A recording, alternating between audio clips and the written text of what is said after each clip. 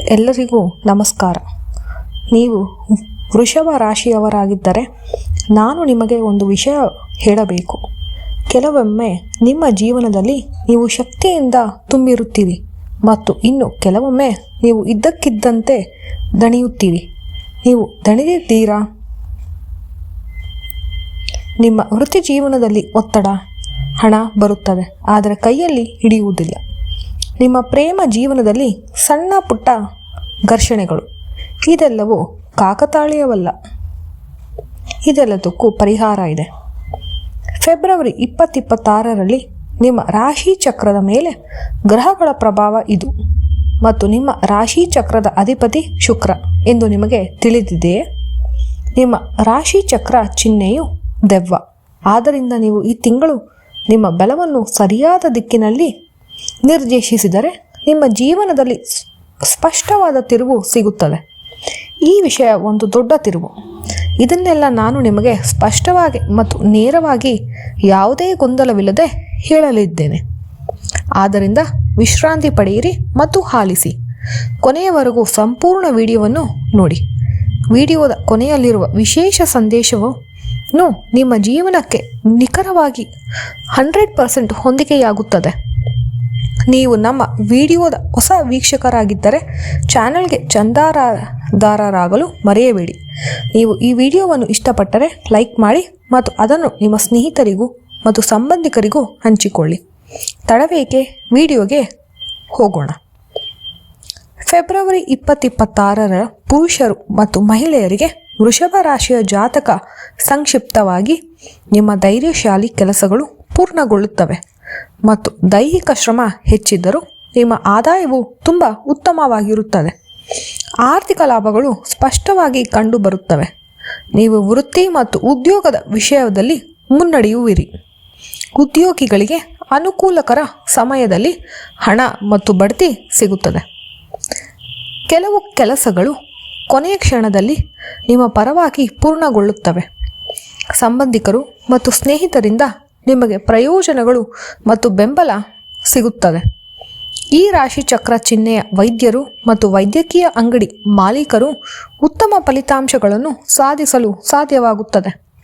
ಹಿಂದೆ ಸಾಧಿಸಲಾಗದ ಪ್ರಮುಖ ಕೆಲಸಗಳನ್ನು ರಾಜಕೀಯ ಪ್ರಭಾವ ಬಳಸಿ ಸಮಯಕ್ಕೆ ಸರಿಯಾಗಿ ಪೂರ್ಣಗೊಳಿಸಲಾಗುವುದು. ಅವರು ಮನೆಯ ಪ್ರಯೋಜಕಗಳು, ಮನೆ ಸ್ಥಳಾಂತರ ಮತ್ತು ಸ್ಥಳ ಬದಲಾವಣೆಗಳಿಂದ ಸಂತೋಷ ಮತ್ತು ಸಂತೃಪ್ತಿರಾಗುತ್ತೀರಿ. ಕುಟುಂಬದ ವಾತಾವರಣವು ಆಹ್ಲಾದಕರವಾಗಿರುತ್ತದೆ. ಆರೋಗ್ಯದ ಲಾಭಗಳು ದೊರೆಯುತ್ತವೆ. ಮಕ್ಕಳು ಸಂತೋಷವಾಗಿರುತ್ತಾರೆ ಮತ್ತು ಕೆಲಸಗಳು ಬೇಗನೆ ಪೂರ್ಣಗೊಳ್ಳುತ್ತವೆ. ನೀವು ಶುಭ ವಿವಾಹ ಸಮಾರಂಭಗಳಲ್ಲಿ ಭಾಗವಹಿಸುತ್ತೀರಿ. ಸಂಬಂಧಿಕರು ಮತ್ತು ಸ್ನೇಹಿತರ ವಿವಾಹ ನಡೆಯಲಿದೆ ಮತ್ತು ದೂರದ ಪ್ರಯಾಣಗಳನ್ನು ಮಾಡುವ ಬಲವಾದ ಸಾಧ್ಯತೆಗಳಿವೆ.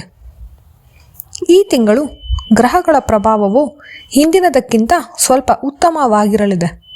ತಿಂಗಳ ಆರಂಭದಲ್ಲಿ ನಿಮ್ಮ ರಾಶಿ ಚಕ್ರ ಚಿಹ್ನೆ ಶುಕ್ರನು ಬುಧ, ಸೂರ್ಯ ಮತ್ತು ಮಂಗಳನೊಂದಿಗೆ ಅದೃಷ್ಟ ಸ್ಥಾನದಲ್ಲಿರುತ್ತಾನೆ. ನಿಮ್ಮ ರಾಶಿ ಚಕ್ರ ಚಿಹ್ನೆ ಶುಕ್ರನು ಫೆಬ್ರವರಿ 17ರಂದು ಉದಯಿಸಲಿದ್ದಾನೆ, ಅಂದರೆ ಅಕ್ಕಿ ಕುಸಿಯುತ್ತದೆ. ಈ ಸಮಯದಲ್ಲಿ ನಿಮ್ಮ ಧೈರ್ಯ, ಶೌರ್ಯ ಮತ್ತು ಕೆಲಸದಲ್ಲಿ ಯಶಸ್ಸು ನಿಮ್ಮ ಸಾಧನೆ ಮಾಡಲು ಉತ್ತಮ ಅವಕಾಶಗಳು ಸಿಗುವುದಿಲ್ಲ. ಈ ತಿಂಗಳು ಆರ್ಥಿಕವಾಗಿ ಉತ್ತಮವಾಗಿರುತ್ತದೆ. ನೀವು ವೃತ್ತಿ ಜೀವನದ ದೃಷ್ಟಿಯಿಂದ ನೋಡಿದರೆ ಈ ತಿಂಗಳು ಸರಾಸರಿಯಾಗಿರುತ್ತದೆ. ಉದ್ಯೋಗ ಬದಲಾವಣೆ ಅಥವಾ ವರ್ಗಾವಣೆಯ ಸಾಧ್ಯತೆ ಇರುತ್ತದೆ. ನೀವು ನಿಮ್ಮ ಉದ್ಯೋಗವನ್ನು ಬದಲಾಯಿಸಲು ಬಯಸಿದರೆ ಅದರಲ್ಲೂ ಯಶಸ್ಸು ಸಾಧಿಸುವ ಬಲವಾದ ಸಾಧ್ಯತೆಗಳಿವೆ. ತಿಂಗಳ ದ್ವಿತೀಯಾರ್ಧದ ವೇಳೆಗೆ ನಿಮ್ಮ 10ನೇ ಮನೆಯ ಮೇಲೆ 5 ಗ್ರಹಗಳ ಪ್ರಭಾವ ಪ್ರಾರಂಭವಾಗುತ್ತದೆ. ಈ ಕಾರಣದಿಂದಾಗಿ ನಿಮ್ಮ ವೃತ್ತಿ ಜೀವನದಲ್ಲಿ ನೀವು ಕೆಲವು ಬದಲಾವಣೆಗಳನ್ನು ಕಾಣಬಹುದು. ಹಾಗಾಗಿ ಕೊನೆಯವರೆಗೂ ವಿಡಿಯೋನ ನೋಡಿ. ಇದಕ್ಕೂ ಸಹ ನಾನು ಪರಿಹಾರವನ್ನು ಹೇಳುತ್ತೇನೆ. ಮತ್ತು ಮುಂದುವರಿದು, ನಿಮ್ಮ ವೃತ್ತಿ ಜೀವನದ ಕೆಲವು ಏರಿಳಿತಗಳು ಉಂಟಾಗಬಹುದು. ಕೆಲವೊಮ್ಮೆ ನಿಮ್ಮ ಕೆಲಸವು ತುಂಬ ಚೆನ್ನಾಗಿರುತ್ತದೆ ಮತ್ತು ಕೆಲವೊಮ್ಮೆ ತಪ್ಪುಗಳು ಸಂಭವಿಸಬಹುದು. ನೀವು ಅತಿಯಾದ ಆತ್ಮವಿಶ್ವಾಸ ಹೊಂದಿರಬಹುದು, ಅಂದರೆ ಅತಿಯಾದ ಆತ್ಮವಿಶ್ವಾಸ ಹೊಂದುವ ಅಪಾಯವಿದೆ. ಅದೇ ಸಮಯದಲ್ಲಿ ಕೆಲವು ಜನರ ಪ್ರಭಾವದಿಂದ ಕೆಲವು ತಪ್ಪು ಕೆಲಸಗಳನ್ನು ಮಾಡುವ ಸಾಧ್ಯತೆಯೂ ಇದೆ. ನಿಮ್ಮ ಕೆಲಸ ಎಷ್ಟೇ ಉತ್ತಮವಾಗಿದ್ದರೂ ಕೆಲವೊಮ್ಮೆ ಅದರಲ್ಲಿ ದೋಷಗಳಿರಬಹುದು. ಆದ್ದರಿಂದ ನೀವು ಸ್ವಲ್ಪ ಜಾಗರೂಕರಾಗಿರಬೇಕು. ಯಾವುದೇ ತಪ್ಪುಗಳು ಆಗದಂತೆ ನೀವು ಖಚಿತಪಡಿಸಿಕೊಳ್ಳಬೇಕು. ನಿಮ್ಮ ಮೇಲಾಧಿಕಾರಿಗಳು ನಿಮ್ಮ ಕೆಲಸದ ಮೇಲೆ ನಿಗಾ ಇಡುತ್ತಾರೆ. ಅದ್ಯಾಗೋ ನಿಮ್ಮ ಒಳ್ಳೆಯ ಕೆಲಸವು ಅವರ ದೃಷ್ಟಿಯಲ್ಲಿ ನಿಮ್ಮ ಪ್ರಾಮುಖ್ಯತೆಯನ್ನು ಹೆಚ್ಚಿಸುತ್ತದೆ. ಅದು ನಿಮಗೆ ಸ್ವಲ್ಪ ಪ್ರಯೋಜನಕಾರಿಯಾಗಲಿದೆ. ತಿಂಗಳ ಮೊದಲಾರ್ಧದಲ್ಲಿ ನೀವು ಉದ್ಯೋಗ ಬದಲಾವಣೆಯನ್ನು ಪಡೆಯಬಹುದು. ನೀವು ನಿಮ್ಮ ಕೆಲಸವನ್ನು ಬದಲಾಯಿಸಲು ಬಯಸಿದರೆ ಈ ಸಮಯದಲ್ಲಿ ನೀವು ಅದರಲ್ಲೂ ಯಶಸ್ಸು ಪಡೆಯಬಹುದು. ನೀವು ವರ್ಗಾವಣೆಗೆ ಅರ್ಜಿ ಸಲ್ಲಿಸಬಹುದು. ಇದರರ್ಥ ನೀವು ವರ್ಗಾವಣೆಗೆ ಅರ್ಜಿ ಸಲ್ಲಿಸಿದರೆ ನಿಮಗೂ ಅದು ಸಿಗಬಹುದು. ಉದ್ಯೋಗದಲ್ಲಿರುವವರು ತಮ್ಮ ಕೆಲಸದ ಬಗ್ಗೆ ಹೆಚ್ಚಿನ ಗಮನ ಹರಿಸಬೇಕು. ಇಲ್ಲದಿದ್ದರೆ ಸಮಸ್ಯೆಗಳು ಹೆಚ್ಚಾಗುವ ಸಾಧ್ಯತೆ ಇದೆ. ವ್ಯವಹಾರದ ದೃಷ್ಟಿಕೋನದಿಂದ ಈ ತಿಂಗಳು ವ್ಯಾಪಾರ ಮಾಡುವವರಿಗೆ ವ್ಯಾಪಾರ ಪ್ರವಾಸಗಳಿಂದಾಗಿ ಲಾಭವಾಗುತ್ತದೆ. 7ನೇ ಮನೆಯ ಅಧಿಪತಿ ಮಂಗಳ ಗ್ರಹವು ತಿಂಗಳ ಆರಂಭದಲ್ಲಿ 9ನೇ ಮನೆಗೆ ಮತ್ತು 23ರಿಂದ 10ನೇ ಮನೆಗೆ ತಲುಪುತ್ತದೆ. ಇದು ವ್ಯವಹಾರದಲ್ಲಿ ಉತ್ತಮ ಅಭಿವೃದ್ಧಿ ಮತ್ತು ಪ್ರಗತಿಯನ್ನು ಸೂಚಿಸುತ್ತದೆ. ಉದ್ಯಮಗಳು ತಮ್ಮ ವ್ಯವಹಾರ ಪ್ರವಾಸಗಳಿಂದ ಹೆಚ್ಚಿನ ಲಾಭವನ್ನು ಪಡೆಯುತ್ತಾರೆ. ಆರ್ಥಿಕ ಲಾಭಗಳು ಇರುತ್ತದೆ. ನೀವು ನಿಮ್ಮ ಕೆಲಸದ ಮೇಲೆ ಹೆಚ್ಚು ಗಮನ ಹರಿಸಿದಷ್ಟು ನಿಮಗೆ ಹೆಚ್ಚಿನ ಲಾಭವಾಗುತ್ತದೆ. ನೀವು ಗಮನ ಹರಿಸಿದರೆ ಈ ತಿಂಗಳು ನೀವು ಉತ್ತಮ ಯಶಸ್ಸನ್ನು ಸಾಧಿಸುವಿರಿ. ನೀವು ಆರ್ಥಿಕ ವ್ಯವಹಾರಗಳು ಸಂಪತ್ತನ್ನು ನೋಡಿದರೆ ಈ ತಿಂಗಳು ನಿಮ್ಮ ಆರ್ಥಿಕ ಪರಿಸ್ಥಿತಿ ಅನುಕೂಲಕರವಾಗಿರುವ ಸಾಧ್ಯತೆ ಇದೆ. ಏಕೆಂದರೆ 2ನೇ ಮನೆಯಲ್ಲಿರುವ ಗುರುವು ನಿಮಗೆ ಸಂಪತ್ತನ್ನು ಸಂಗ್ರಹಿಸಲು ಸಹಾಯ ಮಾಡುತ್ತಾನೆ. ಹೊಸ ಯೋಜನೆಗಳೊಂದಿಗೆ ಹಣವನ್ನು ಹೂಡಿಕೆ ಮಾಡಲು ನೀವು ಪದೇ ಪದೇ ಪ್ರಯತ್ನಿಸುತ್ತೀರಿ. ನೀವು ಎಲ್ಲಿಂದಲಾದರೂ ಹಣವನ್ನು ಪಡೆದರೆ ಅದನ್ನು ಎಲ್ಲಿ ಹೂಡಿಕೆ ಮಾಡಬೇಕೆಂದು ನೀವು ಹೆಚ್ಚುವರಿ ಗಮನ ಹರಿಸುತ್ತೀರಿ. ಕುಟುಂಬದ ಒಟ್ಟು ಆದಾಯವು ಹೆಚ್ಚಾಗುತ್ತದೆ. ಅಲ್ಲದೆ ಕುಟುಂಬದ ಆರ್ಥಿಕ ಸ್ಥಿತಿ ಉತ್ತಮವಾಗಿರುತ್ತದೆ. ಶನಿದೇವನು ಈ ತಿಂಗಳು ಪೂರ್ತಿ ಏಕಾದಶದಲ್ಲಿರುತ್ತಾನೆ. ಲಾಭದ ಮನೆಯಲ್ಲಿ ಭಾವನೆ ಇರುತ್ತದೆ. ಇದು ನಿಮ್ಮ ಖರ್ಚುಗಳನ್ನು ಕಡಿಮೆ ಮಾಡುತ್ತದೆ ಮತ್ತು ನಿಮ್ಮ ಆದಾಯವನ್ನು ನಿರಂತರವಾಗಿ ಹೆಚ್ಚಿಸುತ್ತದೆ. ತಿಂಗಳ ಆರಂಭದಲ್ಲಿ ಸೂರ್ಯ, ಮಂಗಳ, ಬುಧ, ಶುಕ್ರ 9ನೇ ಮನೆಯಲ್ಲಿರುತ್ತಾನೆ ಮತ್ತು ನಂತರ ಅವರು 10ನೇ ಮನೆಗೆ ಬರುತ್ತಾರೆ. ಇದರಿಂದ ನೀವು ನಿಮ್ಮ ಕೆಲಸದ ಸ್ಥಳದಲ್ಲಿ ಹೊಸದನ್ನು ಮಾಡಲು ಪ್ರಯತ್ನಿಸುತ್ತೀರಿ. ಆರಂಭದಲ್ಲಿ ಇದು ನಿಮಗೆ ಸ್ವಲ್ಪ ಹಣದ ಖರ್ಚು ಮಾಡಿದರೂ ಇದರಿಂದ ನೀವು ಆರ್ಥಿಕ ಲಾಭವನ್ನು ಪಡೆಯುತ್ತೀರಿ. ನೀವು ಈಗಾಗಲೇ ಯಾವುದೇ ವ್ಯವಹಾರವನ್ನು ಮಾಡುತ್ತಿದ್ದರೆ ಅದರಿಂದ ಆರ್ಥಿಕ ಲಾಭವನ್ನು ಪಡೆಯುವ ಸಾಧ್ಯತೆಗಳಿವೆ. ಮತ್ತು ಈ ಸಮಯದಲ್ಲಿ ನೀವು ಷೇರು ಮಾರುಕಟ್ಟೆಯಲ್ಲಿ ಹೂಡಿಕೆ ಮಾಡುವ ಮೂಲಕ ಉತ್ತಮ ಹಣ ಗಳಿಸಬಹುದು. ಆ ಹಣ ನೀವು ಹೂಡಿಕೆ ಮಾಡಿದರೆ ಲಾಭದ ಬಲವಾದ ಸಾಧ್ಯತೆಗಳಿವೆ. ನೀವು ವಿದೇಶ ಮೂಲಗಳಿಂದ ಹಣವನ್ನು ಪಡೆಯಬಹುದು. ನೀವು ಯಾವುದೇ ಆಸ್ಪತ್ರೆಯಲ್ಲಿ ಕೆಲಸ ಮಾಡುತ್ತಿರಲಿ ಅಥವಾ ವಿದೇಶದಲ್ಲಿ ಕೆಲಸ ಮಾಡುತ್ತಿರಲಿ, ಈ ಸಮಯದಲ್ಲಿ ನೀವು ವಿಶೇಷವಾಗಿ ಆರ್ಥಿಕ ಪ್ರಯೋಜನಗಳನ್ನು ಪಡೆಯಬಹುದು. ಶೈಕ್ಷಣಿಕ ದೃಷ್ಟಿಕೋನದಿಂದ ಫೆಬ್ರವರಿ ತಿಂಗಳು ವೃಷಭ ರಾಶಿಯ ವಿದ್ಯಾರ್ಥಿಗಳಿಗೆ ಅತ್ಯುತ್ತಮ ಶೈಕ್ಷಣಿಕ ಯೋಗವನ್ನು ತರುತ್ತದೆ. ನಿಮ್ಮ ಅಧಿಪತಿ ಶುಕ್ರನು ಬಲವಾದ ಸ್ಥಾನದಲ್ಲಿರುತ್ತಾನೆ. ಇದು ನಿಮ್ಮ ಮಾನಸಿಕ ಏಕಾಗ್ರತೆಯನ್ನು ಮಹತ್ತರವಾದ ಹೆಚ್ಚಿಸುತ್ತದೆ. ವಿದೇಶದಲ್ಲಿ ಅಧ್ಯಯನ ಮಾಡಲು ಅಥವಾ ಉನ್ನತ ಶಿಕ್ಷಣವನ್ನು ಪಡೆಯಲು ಬಯಸುವವರು ಇದನ್ನು ಸುವರ್ಣ ಅವಧಿ ಎಂದು ಕರೆಯಬೇಕು. ಫೆಬ್ರವರಿ 17ರ ನಂತರ ವೀಸಾ ಅರ್ಜಿಗಳು ಮತ್ತು ವಿದ್ಯಾರ್ಥಿ ವೇತನ ಪ್ರಯತ್ನಗಳು ಯಶಸ್ವಿಯಾಗುತ್ತದೆ ಮತ್ತು ವಿದೇಶಿ ವಿಶ್ವವಿದ್ಯಾಲಯಗಳಿಂದ ನೀವು ಸಕಾರಾತ್ಮಕ ಒಳ್ಳೆಯ ಸುದ್ದಿಗಳನ್ನು ಕೇಳುವಿರಿ. ಸ್ಪರ್ಧಾತ್ಮಕ ಪರೀಕ್ಷೆಗಳಿಗೆ ತಯಾರಿ ನಡೆಸುತ್ತಿರುವವರಿಗೆ ಗ್ರಹಬಲ ಅನುಕೂಲಕರವಾಗಿದೆ. ತಾಂತ್ರಿಕ ವಿಜ್ಞಾನ ಕ್ಷೇತ್ರಗಳು ವಿದ್ಯಾರ್ಥಿಗಳು ಅತ್ಯುತ್ತಮ ಪ್ರಗತಿಯನ್ನು ಸಾಧಿಸುತ್ತಾರೆ. ಅದ್ಯಾಗೋ ರಾಹುವಿನ ಪ್ರಭಾವ ಹಾಗೂ ಸಾಮಾಜಿಕ ಮಾಧ್ಯಮ ಮೊಬೈಲ್ ಗೊಂದಲಗಳು ಮತ್ತು ಸ್ನೇಹಿತರಿಂದ ನಿಮ್ಮ ಏಕಾಗ್ರತೆಗೆ ಧಕ್ಕೆಯಾಗದಂತೆ ನೀವು ಜಾಗರೂಕರಾಗಿರಬೇಕು. ತಿಂಗಳ ದ್ವಿತೀಯಾರ್ಧದಲ್ಲಿ ಅತಿಯಾದ ಆತ್ಮವಿಶ್ವಾಸದಿಂದ ಇರಬೇಡಿ. ಏಕೆಂದರೆ ಈ ತಿಂಗಳು 17ನೇ ತಾರೀಕಿನಂದು ಸೂರ್ಯಗ್ರಹಣ ಇರುವುದರಿಂದ ದಾಖಲೆಗಳು ಮತ್ತು ವೀಸಾ ಅರ್ಜಿಗಳು ಸಣ್ಣ ಪುಟ್ಟ ತಪ್ಪುಗಳಾಗುವ ಸಾಧ್ಯತೆ ಇರುತ್ತದೆ. ನೀವು ಎಲ್ಲವನ್ನು ಒಮ್ಮೆ ಅಥವಾ 2 ಬಾರಿ ಪರಿಶೀಲಿಸಬೇಕು. ವಿದ್ಯಾರ್ಥಿಗಳು ಈ ತಿಂಗಳು ಕಠಿಣ ಪರಿಶ್ರಮದಿಂದ ಅಧ್ಯಯನ ಮಾಡುವ ಮೂಲಕ ಮುಂದುವರಿಯಲು ಮತ್ತು ಉತ್ತಮ ಯಶಸ್ಸನ್ನು ಸಾಧಿಸಲು ಸಾಧ್ಯವಾಗುತ್ತದೆ. ಯಶಸ್ಸಿಗೆ ಪ್ರತಿ ಬುಧವಾರ ಗಣೇಶನಿಗೆ ಗರಿಕೆ ಅರ್ಪಿಸಿ ಮತ್ತು ಬಡ ವಿದ್ಯಾರ್ಥಿಗಳಿಗೆ ಪೆನ್ನುಗಳು ಅಥವಾ ಪುಸ್ತಕಗಳನ್ನು ದಾನ ಮಾಡಿ. ನಿಮಗೆ ಉತ್ತಮ ಯಶಸ್ಸು ಸಿಗುತ್ತದೆ. ಪ್ರೀತಿಯ ವಿಷಯದಲ್ಲಿ ಈ ತಿಂಗಳು ಪ್ರೇಮ ಸಂಬಂಧಗಳಿಗೆ ಸ್ವಲ್ಪ ಅನುಕೂಲಕರವಾಗಿದೆ. ನಿಮ್ಮ ಪ್ರೀತಿ ಪಾತ್ರರೊಂದಿಗೆ ಸಮಯ ಕಳೆಯಲು ನಿಮಗೆ ಸಾಧ್ಯವಾಗುತ್ತದೆ. ನೀವು ದೀರ್ಘ ಪ್ರಯಾಣಗಳನ್ನು ಮಾಡಬಹುದು. ನೀವು ಈಗಾಗಲೇ ಸಂಬಂಧದಲ್ಲಿ ಇದ್ದರೆ ಈ ತಿಂಗಳು ನಿಮ್ಮ ಪ್ರೀತಿ ಕಠಿಣ ಪರೀಕ್ಷೆಯನ್ನು ಎದುರಿಸಬೇಕಾಗುತ್ತದೆ. ಆದರೂ ಒಳ್ಳೆಯ ಸುದ್ದಿ ಎಂದರೆ ನಿಮ್ಮ ಸಂಬಂಧ ಮುಂದುವರಿಯುತ್ತದೆ ಮತ್ತು ಪ್ರಣಯದ ಕ್ಷಣಗಳು ಸಹ ಬರುತ್ತದೆ. ಶನಿಯು ತಿಂಗಳು ಪೂರ್ತಿ 5ನೇ ಮನೆಯಲ್ಲಿರುತ್ತಾನೆ. ಇದು ನಿಮ್ಮ ಪ್ರೀತಿಯ ಪ್ರಾಮಾಣಿಕತೆಯನ್ನು ಪರೀಕ್ಷಿಸುತ್ತದೆ. ನೀವು ಪರಸ್ಪರ ರಹಸ್ಯಗಳನ್ನು ಮತ್ತು ಅವುಗಳನ್ನು ಅಡಗಿರುವ ಸತ್ಯಗಳನ್ನು ತಿಳಿದುಕೊಳ್ಳುವಿರಿ. ಇದು ನಿಮ್ಮ ಪ್ರೀತಿಯ ಪರೀಕ್ಷೆಯಾಗುತ್ತದೆ. ಹಾಗೆ ಇನ್ನು ಬಹಳಷ್ಟು ವಿಷಯಗಳು ವೃಷಭ ರಾಶಿಯವರಿಗೆ ಕಾದಿದೆ. ಹಾಗಾಗಿ ಇನ್ನು ವಿಡಿಯೋವನ್ನು ತಪ್ಪದೆ ಕೊನೆಯವರೆಗೂ ನೋಡಿ.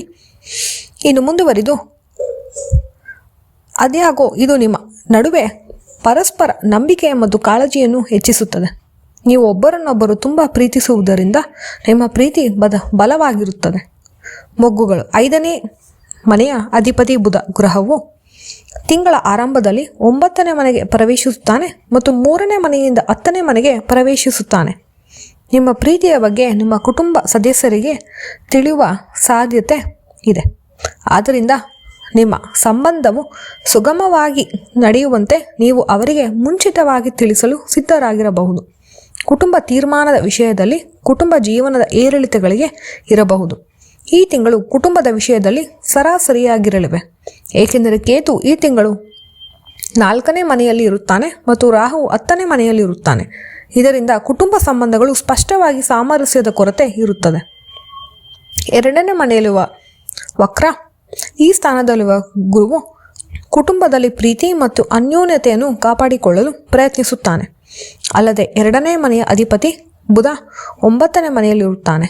ಅವನೊಂದಿಗೆ ಶುಕ್ರ, ಸೂರ್ಯ ಮತ್ತು ಮಂಗಳ ಕೂಡ ಇರುತ್ತಾನೆ. ಇದರಿಂದಾಗಿ ಕುಟುಂಬ ಸದಸ್ಯರು ನಿಮ್ಮ ತಂದೆಯ ಮೇಲೆ ಯಾವುದೋ ಕಾರಣಕ್ಕೆ ಕೋಪಗೊಳ್ಳಬಹುದು. ಅಲ್ಲದೆ ಕುಟುಂಬದಲ್ಲಿ ಸಣ್ಣ ವಿಷಯಗಳಿಗೆ ಕೆಲವು ವಿವಾದ ಉದ್ಭವಿಸಬಹುದು.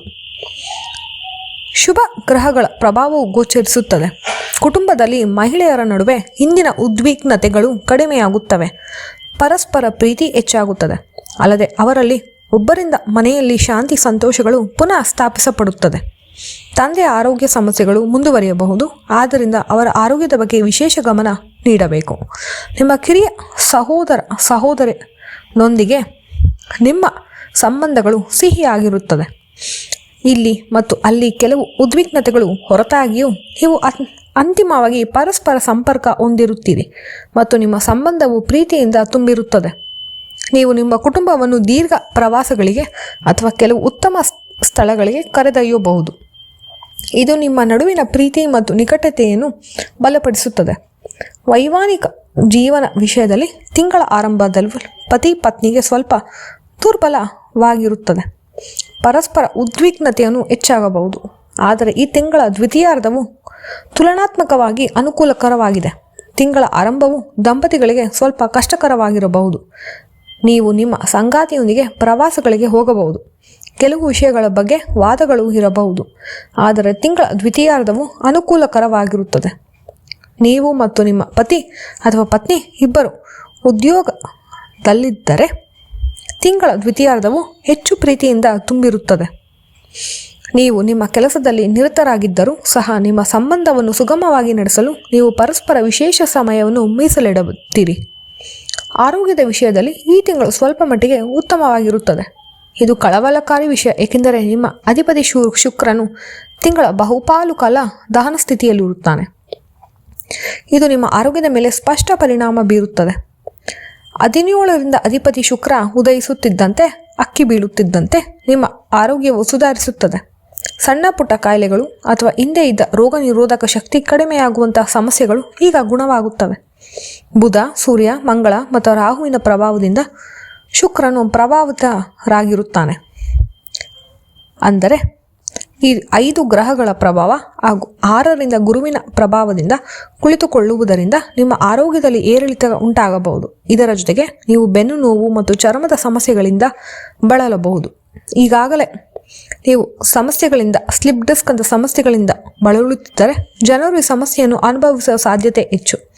ಆದ್ದರಿಂದ ಅವರು ತಮ್ಮ ಆರೋಗ್ಯದ ಬಗ್ಗೆ ವಿಶೇಷ ಕಾಳಜಿ ವಹಿಸಬೇಕು. ಊಟ ಮಾಡಿದ ತಕ್ಷಣ ಕುಳಿತುಕೊಳ್ಳುವುದು ಅಥವಾ ಮಲಗುವುದು ಬೆನ್ನು ನೋವಿಗೆ ಪ್ರಮುಖ ಕಾರಣವಾಗಿರುವುದರಿಂದ ನೀವು ಬೆಳಗಿನ ನಡಿಗೆ ಮಾಡಬೇಕು.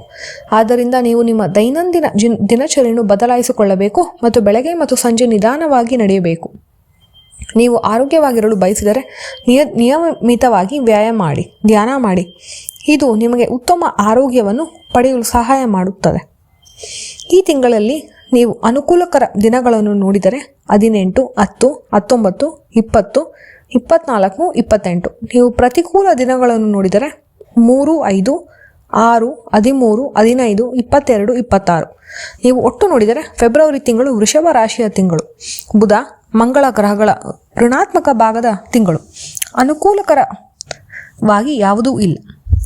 ದ್ವಿತೀಯಾರ್ಧದಲ್ಲಿ ಸೂರ್ಯ ಮಾತ್ರ ಅನುಕೂಲಕರವಾಗಿರುತ್ತಾನೆ. ಇದರಿಂದ ಎಲ್ಲರೂ ಅಲ್ಲ, ಆದರೆ ಕೆಲವರು ಸರಿಯಾದ ಸಮಯದಲ್ಲಿ ತಿನ್ನಲು ಸಾಧ್ಯವಾಗುವುದಿಲ್ಲ. ಅವರಿಗೆ ಒಂದು ವಿಶೇಷ ವಿರಾಮವಿಲ್ಲದೆ ಸಂದರ್ಭಗಳು ಉಂಟಾಗುತ್ತದೆ.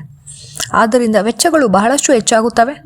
ಏನು ಮಾಡಬೇಕು? ಆಡಂಬರದ ವಿಷಯಗಳಿಗೆ ಸಾಲ ಪಡೆಯದಂತೆ ಎಚ್ಚರ ವಹಿಸಬೇಕು. ವಿದ್ಯಾರ್ಥಿಗಳು ಸ್ವಲ್ಪ ಜಾಗರೂಕತೆಯಿಂದ ತಮ್ಮ ಅಧ್ಯಯನವನ್ನು ಪೂರ್ಣಗೊಳಿಸುವುದು ಉತ್ತಮ. ಮನೆಯಲ್ಲಿ ಕೆಲವರಿಗೆ ಆರೋಗ್ಯ ಸಮಸ್ಯೆಗಳು ಉಂಟಾಗುತ್ತದೆ ಮತ್ತು ಕಣ್ಣಿಗೆ ಸಂಬಂಧಿಸಿದ ವೈದ್ಯಕೀಯ ಚಿಕಿತ್ಸೆಗಳು ಬೇಕಾಗುತ್ತವೆ. ಆದ್ದರಿಂದ ನಿಮಗಾಗಿ ಅಂತಿಮ ಸಂದೇಶವೇನೆಂದರೆ, ನೀವು ನಿಮ್ಮ ಬುದ್ಧಿವಂತಿಕೆ ಮತ್ತು ನಿಮ್ಮ ಶಕ್ತಿಯನ್ನು ಆಲಿಸಿದರೆ, ನಿಮ್ಮ 6ನೇ ಇಂದ್ರಿಯವು ನಿಮಗೆ ಹೇಳುವುದು ಆಲಿಸಿದರೆ, ಅಂದರೆ ನಿಮ್ಮ ಆತ್ಮಸಾಕ್ಷಿಯು ಹೇಳುವುದೇನೆಂದು ಆಲಿಸಿ. ಆ ರೀತಿಯಲ್ಲಿ ಹೋದರೆ ನಿಮ್ಮ ಜೀವನದಲ್ಲಿ ಒಂದು ತಿರುವು ಪಡೆಯಲು ಉತ್ತಮ ಅವಕಾಶವಿದೆ.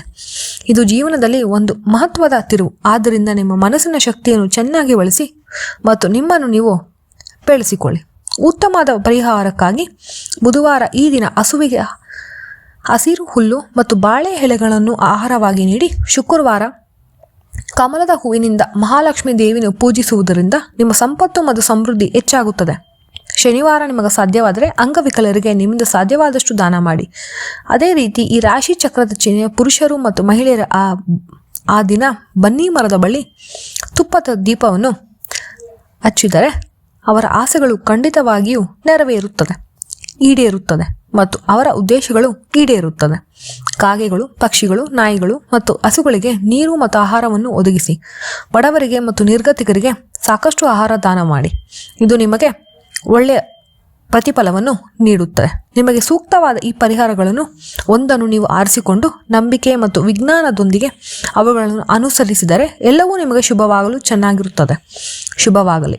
ಸರ್ವೇ ಜನ ಸುಖಿನೋ ಭವಂತು, ಲೋಕ ಸಮಸ್ತ ಸುಖಿನೋ ಭವಂತು. ಈ ವಿಡಿಯೋಗೆ ನಿಮಗೆ ಇಷ್ಟವಾದರೆ ಅದನ್ನು ಸಾಮಾಜಿಕ ಮಾಧ್ಯಮಗಳಲ್ಲಿ ಹಂಚಿಕೊಳ್ಳಿ. ಹೆಚ್ಚಿನ ನವೀಕರಣಗಳಿಗಾಗಿ ಚಂದಾದಾರರಾಗಲು ಮರೆಯಬೇಡಿ. ವೀಕ್ಷಿಸಿದ್ದಕ್ಕಾಗಿ ಧನ್ಯವಾದಗಳು.